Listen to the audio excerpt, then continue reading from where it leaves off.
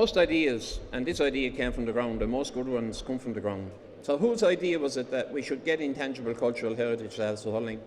It came from Daniel McCarthy and Dr. Pádraig Quinn, who's been the Clare team doctor for as long as I can remember. And they came to the HDC when Liam O'Neill was chairman in 2010 and said we should seek intangible cultural heritage status for Hurling. So the problem was the government had to sign a convention if that was to happen, and the government wasn't a signatory to the convention. That happened in 2013, and in 2016 then we were asked to put an application together. The application was submitted not by the GAA but by the government to UNESCO. And in July 2018 we were asked by the department to put a presentation together and go to Paris and make a presentation. You saw the introductory video which John Holden spoke about this morning. And we put a team of people together. Daniel McCarthy, John Fenton, Aidan O'Sullivan, Claire Cave, Louise Conlon, Paul Rouse, Niall Austin, to work on this celebration of Hurling. This was presented at the Irish Embassy in October, and then UNESCO had to make a decision on whether Hurling was going to get intangible cultural heritage or not.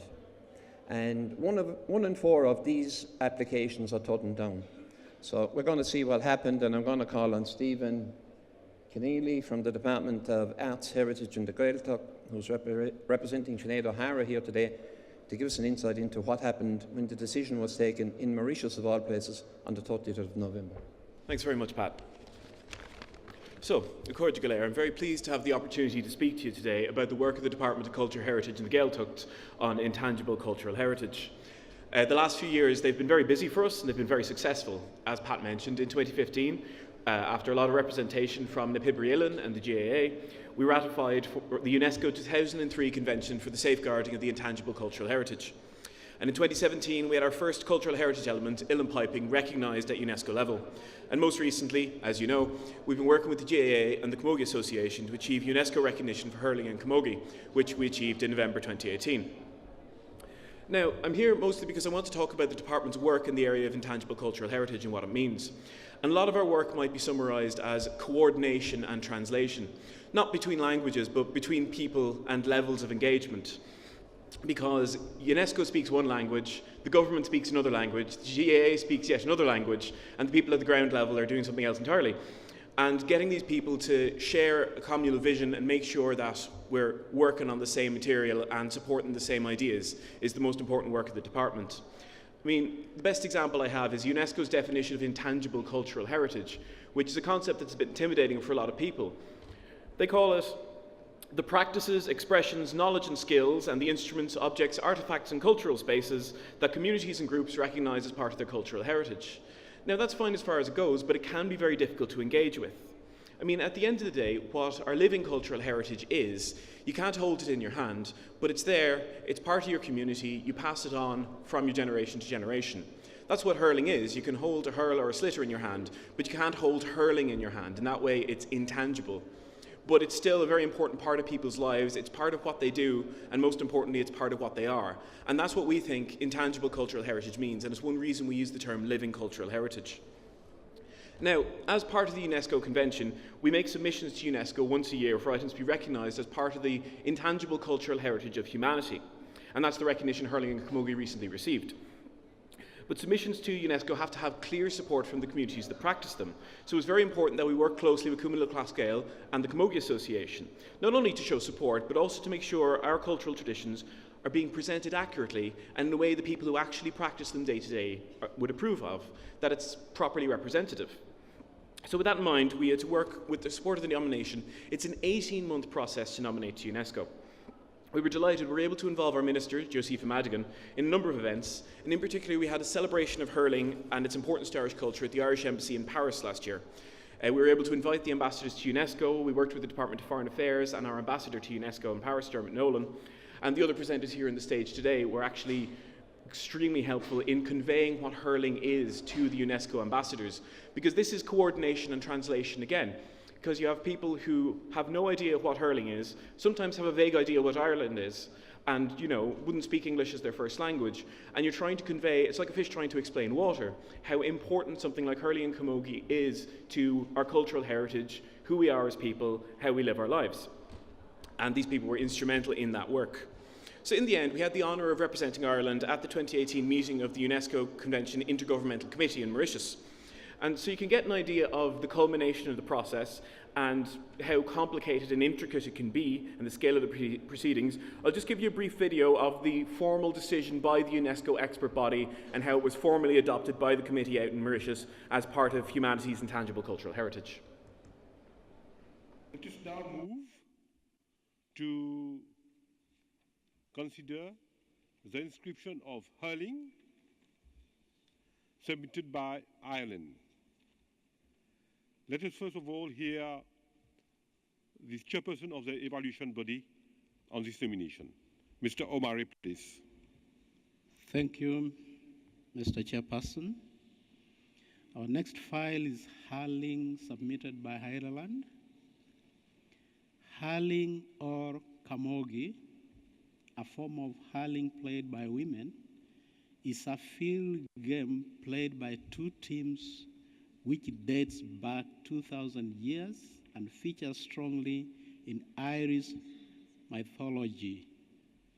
It's played throughout the highland of Ireland as well as overseas. Hurling is considered as an intrinsic part of Irish culture and plays a central role in promoting health and well-being, inclusiveness, and team spirit. From the information included in the file, the nomination satisfies all 5 criteria for inscription on the representative list. The evaluation body considered that hurling provides Irish people with a strong sense of identity. The game has been practiced across Ireland as well as in many other countries, and it has the potential to promote dialogue among different communities. The communities and groups were involved in planning the proposed safeguarding measures, which includes dissemination of knowledge primarily within the education system, in a dedicated museum through online platforms, workshops and courses, in-depth research and documentation. The nomination was initiated and prepared by institutions representing the community of practitioners, consisting mostly of volunteers.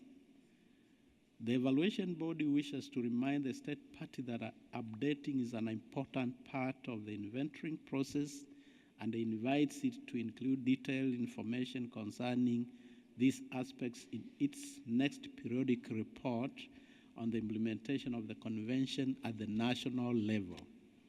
Evaluation Board recommends that the committee inscribe Hurling on the representative list of intangible cultural heritage of humanity. Thank you.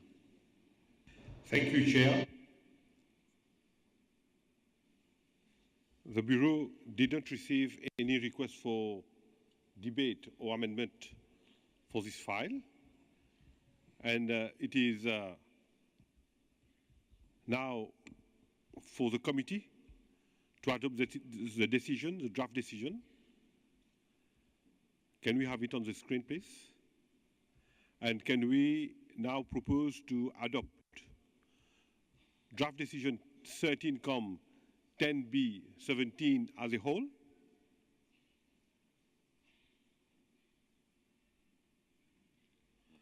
I see no objection. Draft decision 13-10B-17 is duly adopted. Thank you.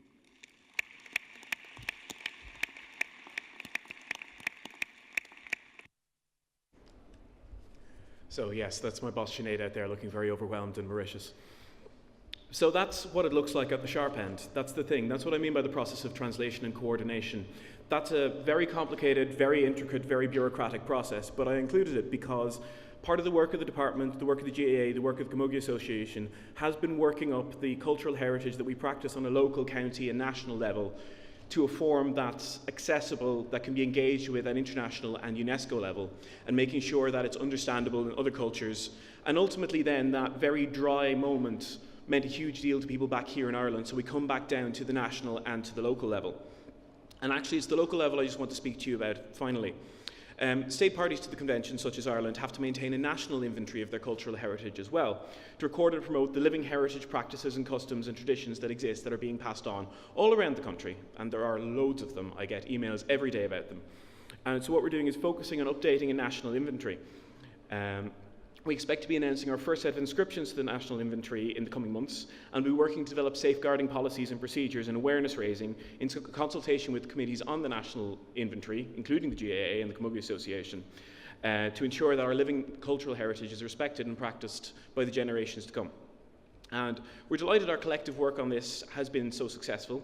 We look forward to working with the GAA and the Camogie Association in this area going forward. Now, finally, I will add, we are still receiving applications for the National Inventory. If there's a cultural practice in your local communities you think worthy of recognition, no matter how small, if it has community engagement and support and is being passed from generation to generation, the forms are on the department's website, expressions of interest for the National Inventory of Intangible Cultural Heritage. Do explore your locality, your traditions and practices, consider submitting them to us, talk to your local heritage officer in your county council or your city council. They're actively engaged with on this. And finally, thank you so much for your support for our work. I hope I've been able to give you some more clarity about what we do in this area and what it can mean to people here in Ireland. Gurv míle maith agaibh go léir.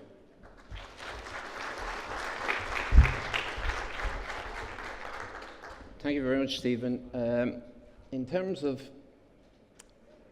January 2019, we're here at the conference, and it's basically to give you an overview on the presentation we made in Paris. So I kind of started as the lead person by explaining that hurling is played in communities, and that was me playing in a small community down in Tallow in West Waterford. And if you think that this conference is overly endowed with Waterford people, you're right. And the man in the centre there was our teacher. He was Ned Power, and he's probably represented in one of the most iconic photographs that was ever taken in hurling.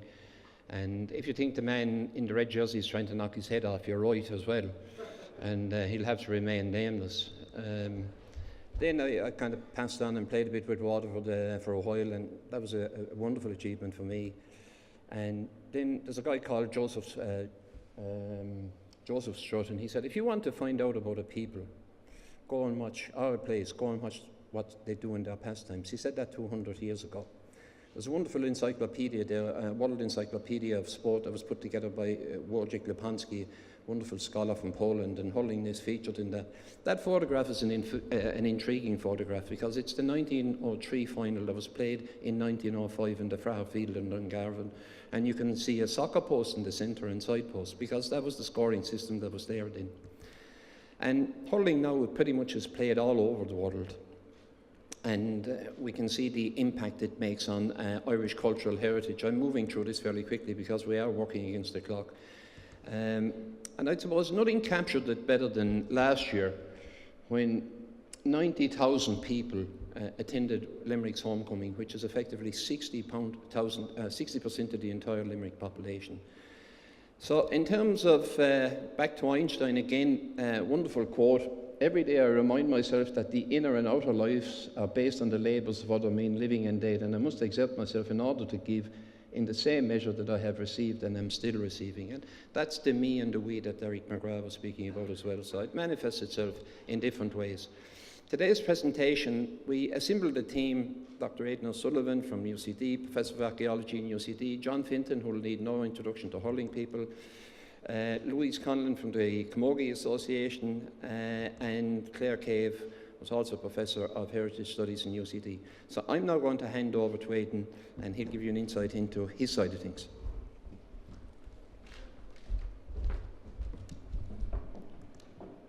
Okay, so as Pat says, my name's Aidan O'Sullivan. I'm a Professor of Archaeology in UCD and, more importantly, a member of Kevin's Hurling and Camogie Club, which is a fantastic club in Dublin's south inner city, which really speaks of all of these things about identity, belonging, community, which we which we tried to argue. My role in the presentation in Paris was to try and convey to this international audience the time depth and antiquity of the game in Ireland. And this was an aspect I think that we heard from feedback was very important because people would not be used to that kind of sense of a game having such a long story going back into early Irish history. So the first thing that we argued, of course, is that hurling is an Irish expression of a stick and ball game tradition which is found worldwide, from the lacrosse of the North American First Nations to shinty in Scotland to hockey, for example, which is a worldwide game. And we remember from last summer the spectacular success of the Irish ladies hockey team. But these stick and ball games emerged in different regions and different countries because of the unique interplay of history, geography, identity, and various different factors. So, for example, hurling in Ireland, its earliest references are essentially from the 7th and the 8th century, when in early Irish law, you could have a hurley as a personal possession. It couldn't be confiscated in a legal case. There was a particular place where hurling was played. You could claim compensation as a member of the audience if you're injured during a game, but you couldn't as a player because you basically signed away your rights if you got a head injury or whatever. But most importantly, I suppose, we have that account in 10th and 11th century documents such as the Táin Bó Cúailnge or the Cattle Raid of Cooley to actually games of hurley, such as when Satanta arrives at Navan Fort, sees 150 boys playing a game of hurling, and also he sees 150 girls playing a game and participates. And this is a story which would be known to every Irish school child. We would have learned it coming through school. So it still has resonance today. So, for example, the name of one particular club in Armagh, Cucullins. Now, Michael Cusack, when he came to found the GAA, hurling was really on the point of extinction. It was about to vanish. Paul Rouse has written about this. It had the blow of the Great Famine. It had the blow of British rule. One of the amusing things in the Paris presentation, we weren't meant to mention the British Empire or British rule because the British ambassador was going to be present. So we had all kinds of things we had to kind of walk carefully around. But Michael Cusack did reach back into the past. He looked at this mythology and he looked at the memories from his own childhood to try and codify a game. If he hadn't done it, the game would have vanished. And we look at hurling today and camogie, and these are clearly modern sports. So, for example, the equipment here is a modern technical jersey, a helmet, a hurley. These are clearly parts of modern field games. But each one of those aspects of our game has actually extraordinary antiquity. So, for example, in the centre of the photograph there, you see a hurley from Derry's in Edenderry in County Offaly. That's radiocarbon dated to the 15th century AD. It's a 500-year-old hurley. That would be nearly unique in world terms. The hurling balls, the hair hurling balls that you can see there, they're dated by radiocarbon dating to the 12th and the 13th century, back into the Middle Ages. And even the Lee McCarthy Cup, which my two little boys are holding there, is modelled on Gaelic feasting vessels from the Middle Ages. And similarly, our cultural spaces, and this is an important aspect of intangible heritage, which are the places that people come together, that our GAA grounds bejewel the Irish landscape, stretch across the island of Ireland and beyond.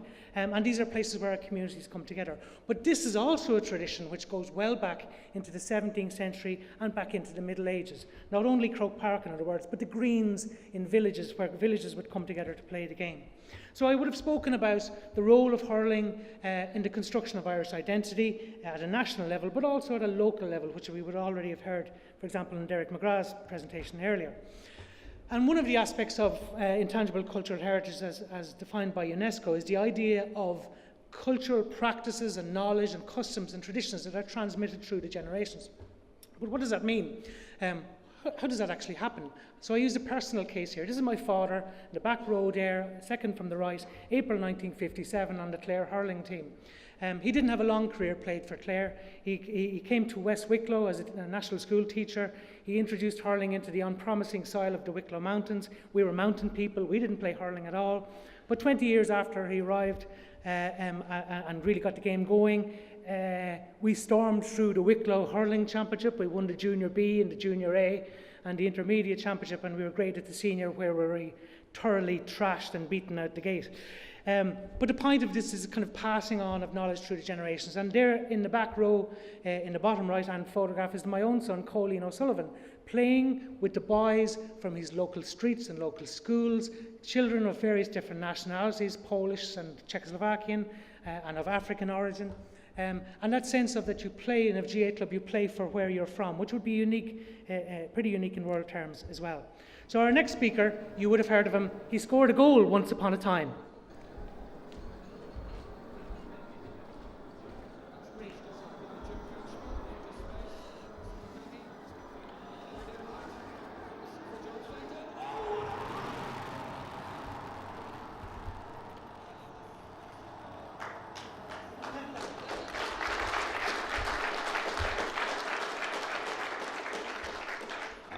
Good evening. My name is John Fenton. I'm from Middleton in County Cork, and I'm just going to. My role in this presentation was to detail the role of a player, where we started from, our progression through the club at underage level, through the club at senior level, and onto our senior team, and eventually onto inter-county hurling. The presentation that I'm going to give, or what I'm going to talk about today, is just a synopsis of what we gave in Paris, because we were dealing with a different demographic of people from all over the world who had no idea about hurling. My story is the same as everybody here in the audience today. It's the same story, the same progression. What we tried to get across was that hurling was about belonging, identity, and a connection with the past, and with a sense of place. And Derek McGrath mentioned that earlier on in his presentation, a sense of place and with your local community. And based on the audience that we spoke to them about the basics of being involved in the GAA and hurling and its benefits to its members. First of all, that's a black and white photograph. That's the only one that they could find of me. They had no colour photographs at the time. But that's my own club in Middleton. And as well as being involved in hurling, we are now a ladies football and a camogie club. We're the one club, and we develop and encourage the participation across all aspects of and all parts of our parish and our town.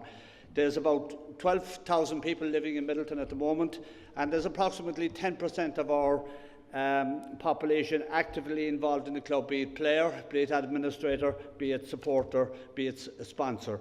And this is the aspect that we try to get across to people, the community involvement, and the fact that the club brings together all the children of an area. And from the moment that you become involved with the club, you become associated with the parish, with your town, with your school, with your teammates, and with the people that you play with, your family and the people that you play with. Again, it includes involvement at all levels, and there's a sense of inclusivity there, that we incorporate the strong and the weak, the boys and the girls, and everybody is meant to feel welcome. After going through the playing career, then I went on to discuss how I've been involved at a county level, and at county level, and the commitment and the involvement that was involved there. After that, we spoke about integration, and we have a short clip here where we spoke about Sean O'Halpine and his involvement in hurling, where he became, as Mihala here said, his mother from Fiji, his father from Fermanagh, neither well-known hurling strongholds. So while tradition plays a very important part in our game, the fact that Sean O could come, a raw young lad, and achieve the heights that he achieved. And the other way. Brilliant, fantastic. And the next one up. And I'm going to move on to the next tire. I start off naturally enough, kind of a fella that hasn't played hurling, like kind of at 11 years of age, you're red raw useless. But to me, it kind of didn't matter whether I was good or bad at the game. It was just like that. I'm just with my mates,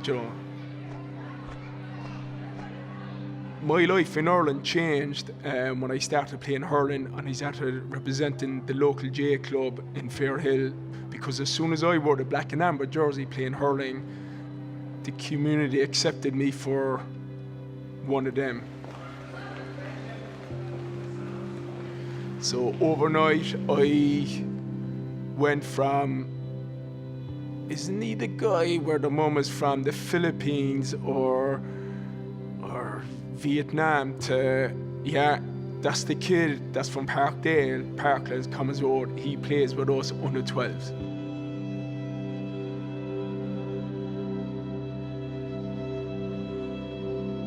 Sean ó go helpí agus ó Ileáin Fiji a bmhatha siúd.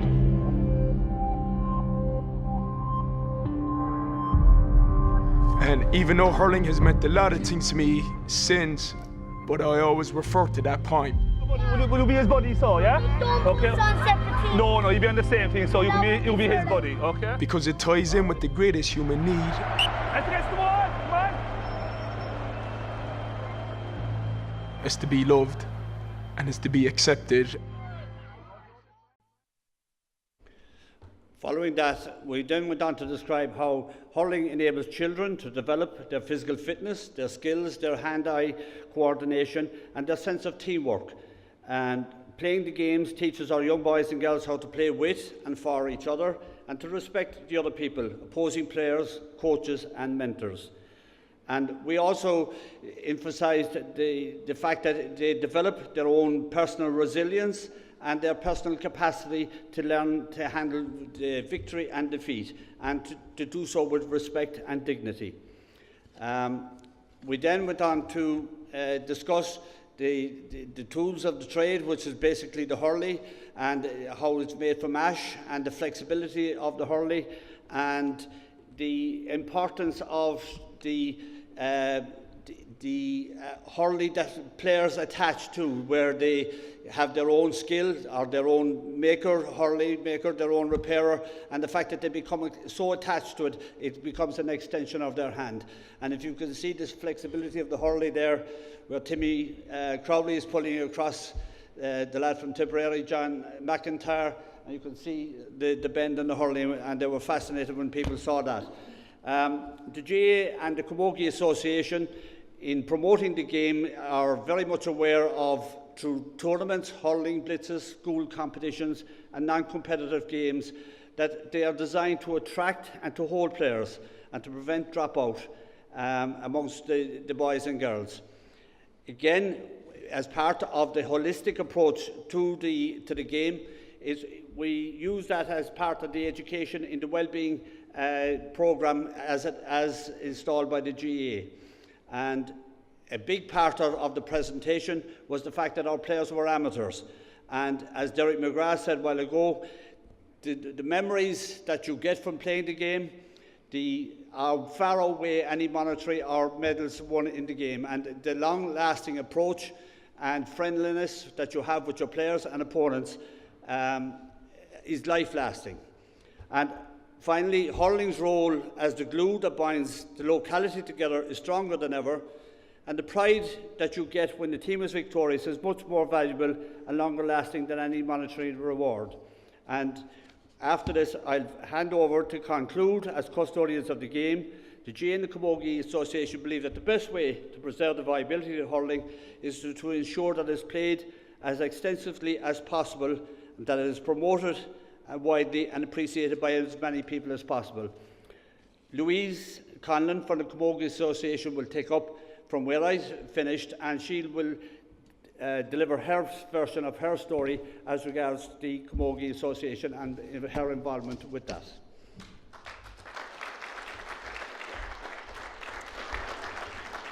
Good afternoon to everyone. I suppose to just give you a bit of background, my role in the presentation to UNESCO was to impart and give some background information into the role of the community, the player and the volunteers in the game of hurling. So what I'm going to present today is just key issues that I touched off during the UNESCO presentation, which was more in depth, because naturally the audience I was presenting to that evening weren't embedded as this audience are in the hurling and GAA community. I stood before the body of representatives representing you and the 500 other thousand members of the GAA family worldwide. I also had to try and impart that hurling is so part of the Irish consciousness that it extends far beyond the basic aim of promoting the game. The GAA family, which the Camogie Association is part of, is the bedrock of nearly every Irish community and has such an influence on those communities, both urban and rural. It does not distinguish between rich, poor, young, old, male or female. And I think while the game has been prominent and key to this, it's not solely been about the game. It's been about that community spirit, engagement, and identity. GAA clubs are where communities gather to interact, engage, have fun, play games, but also I think more importantly, it's where communities gather and rally in the not so good times to offer support and assistance.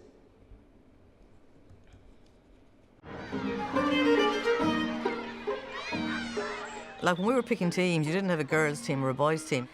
And really, you picked on ability, like actually. I had one season at under 16. The physical differences had become apparent at that stage. When it came to kind of one-on-one physical tussles on the pitch, that was kind of when you started to realise this isn't the even playing field it once was, you know. So that was, I suppose, a disappointment. And then a number of mothers within the parish got together and, you know, started to formulate a camogie club to give us the opportunity to play the game that we had been playing informally for the best part of our lives. Like. Great ball! Great ball! Let's get a score! Come on! Well done, Sinead!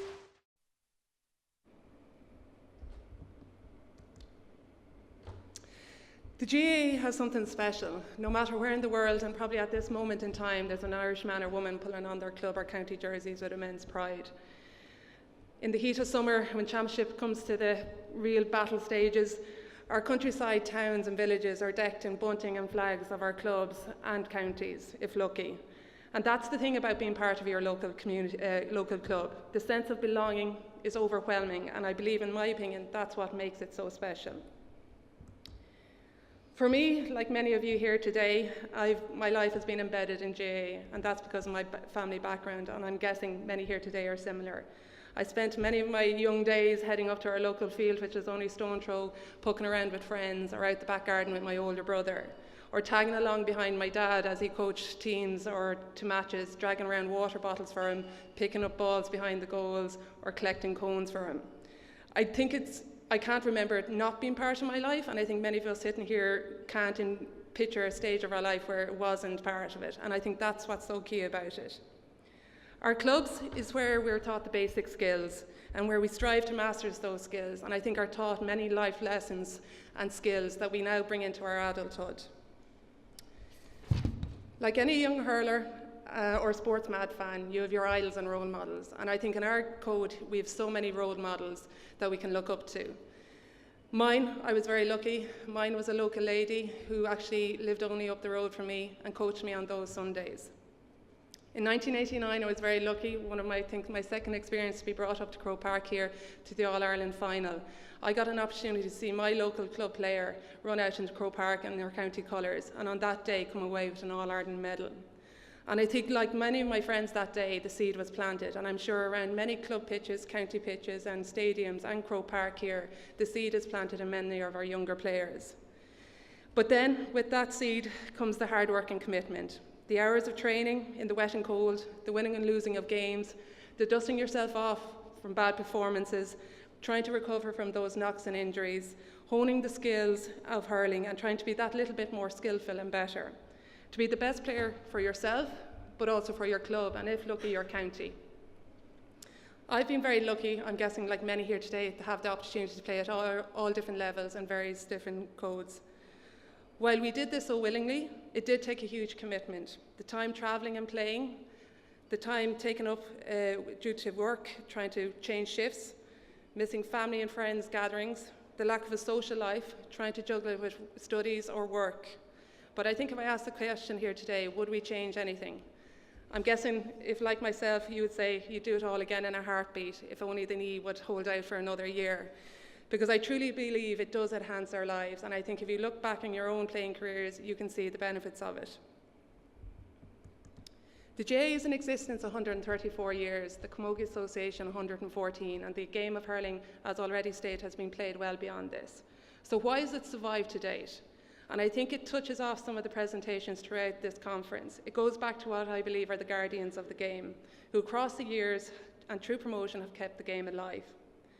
We here today now are the guardians of this amazing game and have that responsibility. We are now entrusted to pass on the game down to the future generations.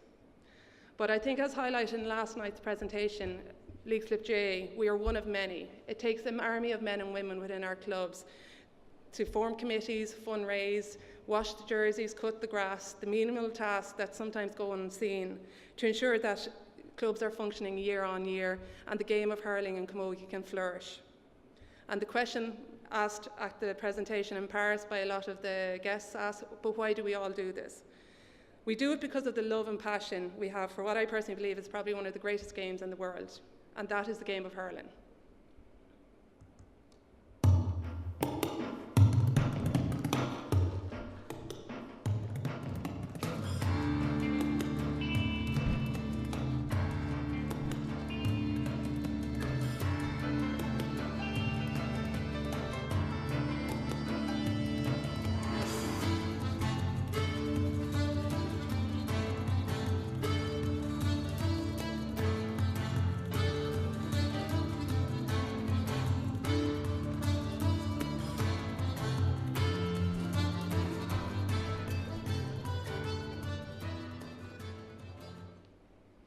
I'd now like to introduce you to Professor Claire Cave.